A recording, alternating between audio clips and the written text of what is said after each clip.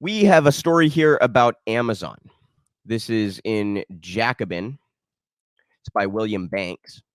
Amazon's customer-centric business model couldn't function without abusing workers. Amazon wants to be both Earth's most customer-centric company and Earth's best employer. Those are quotes from their website or their statements or whatever. But it can't have both. In fact, its customer-dazzling business model is predicated on worker exploitation and endangerment. For the investor class, April is the month not only of spring showers and tax avoidance, but also of the annual shareholder letter. Typically an exercise in banality, the CEO of a publicly traded firm produces a few pages of reflections on the previous year and on prospects for the future. In these instances in which a particular company has recently been subjected to unwelcome media scrutiny, the shareholder letter is also an opportunity for the CEO to reassure investors that the firm has listened to its critics and is taking appropriate measures to remedy any perceived problems. This latter opportunity is especially important for Amazon, which despite record profits and a breathtaking pace of expansion, has endured a few rough years in the public relations department. In the spring of 2020, as is well known today, the company unduly terminated a Staten Island warehouse worker, that's Christian Smalls, for the insolence of organizing a walkout in protest of the firm's wholly unsatisfactory COVID mitigation measures. And then in September, a report from investigative journalist Will Evans, who attained access to the company's internal records, revealed that between 2016 and 2019, the rate of serious injuries for Amazon fulfillment center employees had risen steadily, from 5.9 per 100 workers to 7.7. The latter figure nearly doubled that of its industry peers. All this negativity cast a dark cloud over Jeff Bezos' April 15th, 2021 shareholder letter, which had been much anticipated since it was his last as Amazon CEO. While the letter was, as discussed in last year's commentary for this magazine, littered with misrepresentations and misdirection, Bezos cannot be accused of remaining silent on the matter. He dedicated no fewer than 18 paragraphs to employee relations. And to say that the soon-to-be executive chair spoke boldly about the company's planned revisions in this department amounts to an understatement. Henceforth, Bezos announced Amazon would strive to be Earth's best employer as well as Earth's safest place to work. By the way, that last one's kind of funny in the context of their, I can't remember what state it was, but where they had a warehouse go down in a tornado where they made workers stay on duty and it killed a bunch of people. Yeah, safest place to work. By the way, they were also in violation of building codes and things. So they're cheap, and that results in their company or their employees suffering.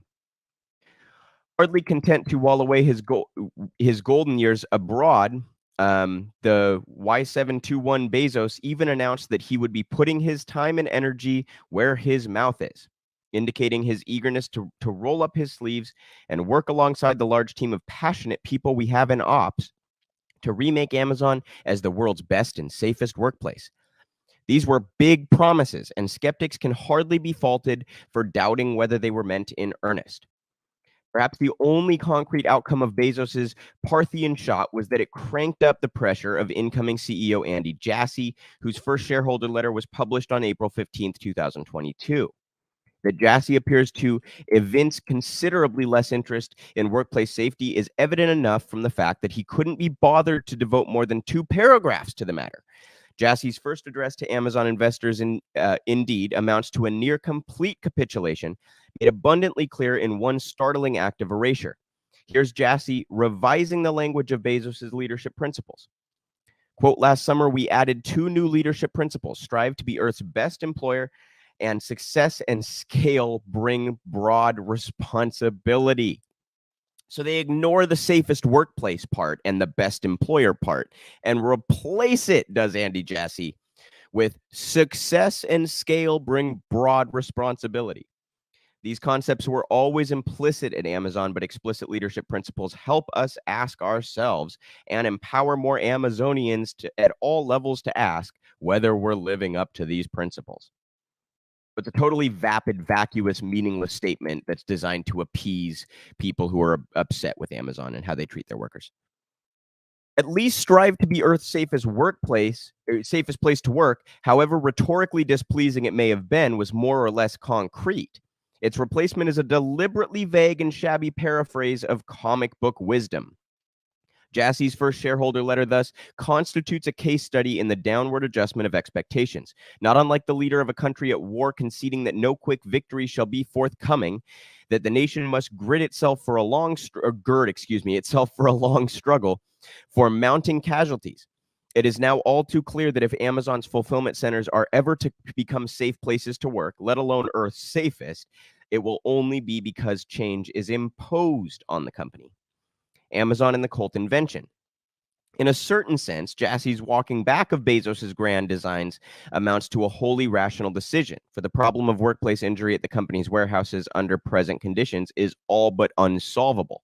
In order to get a comprehensive understanding of the dilemma the new CEO has inherited, we'll need to take a look back at how his predecessor framed the matter in his final letter. Unlike Jassy, who insists rather preposterously that the firm's injury rates are about average, Bezos did concede that Amazon needs a better vision for our employees' success. But in proceeding to introduce the new leadership principles, Bezos inadvertently stumbled into a clear articulation of the core problem. Quote, "We have always wanted to be Earth's most customer-centric company. We won't change that. It's what got us here. But I am committing us to an addition. We are going to be Earth's best employer and Earth's safest place to work." Critical phase is what got us here, where the what stands in for the firm's astounding feats in logistics, i.e., the ruthless efficiency that allows it to serve its customers every whim. And the here refers to Amazon's market dominance in e-commerce.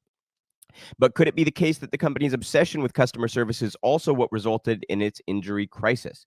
As a general rule, the more a firm seeks to cater to the desires of its customers, the more it tends to demand from its workers. Something has to give here. But Bezos audaciously elides the contradiction, promising that Amazon will become the best in the world at both. How is the company to achieve the impossible? Here, Bezos appeals to one of the more exasperating aspects of our unhappy age, our near universal faith in invention, or more commonly, innovation, as the solution to any and all crises. Quote, "In my upcoming role as executive chair, I'm going to focus on new initiatives. I'm an inventor. It's what I enjoy the most and what I do best. It's where I create the most value. I'm excited to work alongside the large team, you guys. I'm exhausted, so I'm reading like a fucking idiot.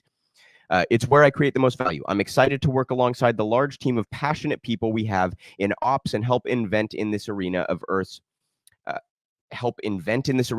best employer and Earth's safest place to work. On the details, we at Amazon are always flexible, but no matters of vision, on matters of vision, we are stubborn and relentless. We have never failed when we set our minds to something, and we're not going to fail at this either. The cult of invention is so second nature to us that it even extends to those hardly rare instances in which the problem itself is the direct result of prior invention, as is most certainly the case with Amazon's injury crisis. One of journalist Will Evans' more illuminating findings was that the rise in injuries at Amazon warehouses closely tracks with the introduction in late 2014 of the company's robot fleet, an innovation touted by the firm as a means of making those jobs better and safer. Indeed, even of permitting workers to take advantage of their innate human creativity instead of doing rote things over and over again. Setting aside the subjective and rather laughable component of this claim, the serious injury rates in Amazon's robotized facilities are consistently higher than for its non-robotized factories. As demonstrated in the 2021 report of the Strategic Organizing Center, between 2017 and 2020, the serious injury rate for workers at robotic facilities was consistently between 1/4 and 1/3 higher than for employees in the company's less innovative venues. They carry on there. Great work from Jacobin, by the way. But I think the main point here is kind of the premise of this story, which is companies that like to claim that they are customer centric and that they are there to provide the best possible results for customers. That by definition has to come at the expense of the workers. You are expecting more of your workers when you focus exclusively on the customer than you are otherwise. So It's a balance, obviously, and it can be a hard balance to walk, but Amazon has been miserable at it, absolutely miserable at it. And of course, we've covered at length that Amazon likes to purport themselves as like this progressive employer who raises wages. You guys, around the country, the average warehouse worker makes like low 20s to mid 20s per hour. Amazon boasts that they start at 15. So they're bragging about dragging wages down. And they have somehow distorted this narrative in the media to the point that it's reported as though they are some sort of progressive outlet. It's utterly insane. It's utterly insane. And obviously they are far from a progressive company, and I would love to see these movements of unionizations at Amazon facilities continue to be successful. Huge shout out to Chris Smalls, who has been invaluable in that effort, and who was referenced in that article as he was fired in 2020 for organizing and for opposing the company's barbaric COVID policies. So hardly surprising. Again, you guys, I know I cover this all the time, but it's always newsworthy to point out how these massive employers abuse their workers for profit. And that, of course, is a defining characteristic of capitalism. We have another article about Bezos here, although it's about one of his other investments, or whatever word you want to put in there. This is about the Washington Post. It's by Alan MacLeod. I really encourage you all to follow his work as well. He's with Mint Press News, which is where this article is. With Bezos at the helm, democracy dies at the Washington Post editorial board. The Washington Post's glaring conflicts of interest have of late once again been the subject of scrutiny online, thanks to a new article denouncing a supposed attempt to soak billionaires in taxes, written by star columnist Megan McArdle, who previously argued that Walmart's wages are too high, that there is nothing wrong with Google's monopoly, and that the Grenfell fire was a price worth paying for cheaper buildings. The article claimed that Americans have such class envy that the government would destroy billionaires' fortunes so that the rest of us don't have to look at them. Notably, the Post chose to illustrate it with a picture of its owner, Jeff Bezos, making it seem as if it was directly defending his power and wealth, something they have been accused of on more than one occasion. There was considerable speculation online as to whether Bezos himself wrote the piece, so blatantly in his interest it was. Unfortunately, this sort of speculation has raged ever since the Amazon CEO bought the paper in 2013 for $250 million. And here's a tweet from P. Nielsen Hayden. Did a billionaire push the... Oh, wait.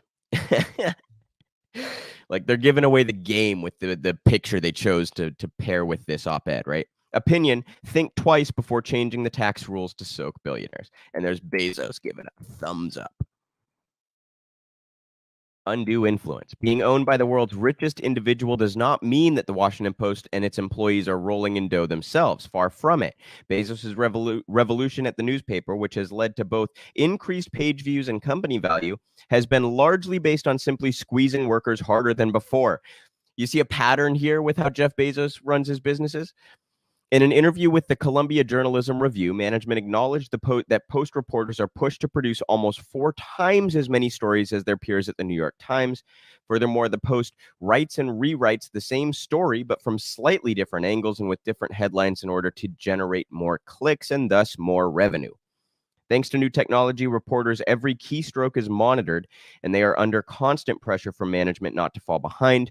The technique of constant surveillance is not unlike what hyper-exploited Amazon warehouse workers who wear GPS devices or Fitbit watches have to endure. Bezos is currently worth a shade under $200 billion, billion with a B, and his wealth nearly doubling since the beginning of the coronavirus pandemic in 2020. With such a fortune to protect, the obvious solution is to acquire media outlets to control the narrative in the face of rising public disenchantment with rampaging inequality. Omar Acampo, a researcher for the Program of Inequality at the Common Good at the Institute for Policy Studies, program on inequality and the common good at the Institute for Policy Studies. I have hardly slept in days, you guys. Please bear with my reading here. Said that this is a common tactic among the super wealthy. Quote, billionaire ownership of major news outlets is but another tool the billionaire class deploys for the purpose of wealth defense. It gives them the power to set the terms of the agenda and influence public opinion in their favor, Ocampo told Mint Press. But Bezos is far from the only senior figure with questionable connections. The company's CEO, Frederick Ryan, was a senior member of the Reagan White House, rising to become the 40th president's assistant and later chairman of the Ronald Reagan Presidential Foundation. He later became CEO of Politico. In the post-announcement of the hiring move, they themselves noted that among Ryan's biggest achievements at their rival outlet was, quote, helping the news organization win a lucrative advertising deal with Goldman Sachs and host presidential debates before the 2008 and 2012 Republican primaries. Another neoconservative in a key position is editorial page editor Fred Hiatt. Under Hyatt's tenure, anti-establishment columnists like Dan Frumkin were let go, and warmongers like the late Charles Krauthammer, Paul Wolfowitz, and David Ignatius moved in. Quote, after being so wrong on such a huge story as the invasion of Iraq, hawkish ideologue Fred Hiatt should have been terminated as editorial page editor. Jeff Cohen, former professor of journalism at Ithaca College and founder of media watchdog group Fairness and Accuracy in Reporting, told Mint Press, adding, hey, just by the way, FAIR is fantastic. That's Fairness and Accuracy in Reporting. It's an acronym, FAIR. They're fantastic. Go follow their work. Quote, in a decent media system, someone who has been so inaccurate on so many issues as Hiatt would not be in a powerful media position 2 decades later. Powerful voices in U.S. media often argue that society should be a meritocracy with advancement based on ability or achievement. Hiatt proves that the U.S. corporate media system is just the opposite, a kakistocracy where the unqualified and unprincipled rise to the top. Other highly questionable hires include Jerusalem correspondent Ruth Eglash, who spent 7 years putting out content that was often indistinguishable from Israeli government propaganda. At the time of her hire, activists highlighted the conflicts of interest she had, given her husband's job as a PR rep for the country. In November 2020, Eglash quit the post to become chief of communications for the Israeli ambassador to the United States and United Nations. Quote, my experiences as a journalist have afforded me a great instinct of how to better tell Israel's unique story, she said, adding, quote, a strong U.S.-Israel relationship and showcasing Israel's successes to the world has always been a passion of mine. They go on there. It's a great piece if you all want to go read it. It's by Alan MacLeod on Mint Press News. I encourage you all to follow Alan's work, but I'm going to leave it there for now. You can see that Bezos' mentality towards his businesses is to squeeze every last drop out of his workers for the sake of profit. And you can see that he also uses the post for rank propaganda that benefits he and his class colleagues and his other company. Right? You see the Washington Post reports on Amazon. I mean, it's laughably biased. They're just Amazon and Bezos sycophants over there. And by the way, Bezos tried to say when he bought the Post, he tried to do this like, I made clear to everybody that they are to cover me exactly how they would have covered me otherwise. Okay. You at home, if your boss said, please feel free to insult me, would you? I mean, please. Even if a journalist wants to and thinks I'm going to be the same journalist as I was before Jeff Bezos bought this paper, do you really think that there aren't massive subconscious influences on how that report is going to be written? I mean, who is naive enough to believe that? I have millions of bridges in Brooklyn to sell you if you think that the reporters at the Washington Post are actually going to treat Amazon and Jeff Bezos the same way they would have 2 decades ago. Anyway, it's also, by the way, very sad with the Post because they used to be like I'm going back 3 or 4 decades, but they really did actually used to be a principled paper. They very famously told Nixon to pound sand. I'm sure some of you know that story when Nixon threatened to prosecute anybody who reported on Watergate, and the Post was the first one the next morning to go ahead and drop the story anyway. And then a whole bunch of other outlets picked it up, and it was like, Nixon, what are you going to do? Right. So it's sad to see the downfall of that particular outlet in that sense, but hardly surprising that when a Jeff Bezos buys a paper, that paper becomes sycophantic to him and his companies. And it's also hardly surprising that his attitude towards his employees is abysmal. I mean, it's just like capitalism is itself exploitation. Bezos kind of takes that to the nth degree, doesn't he?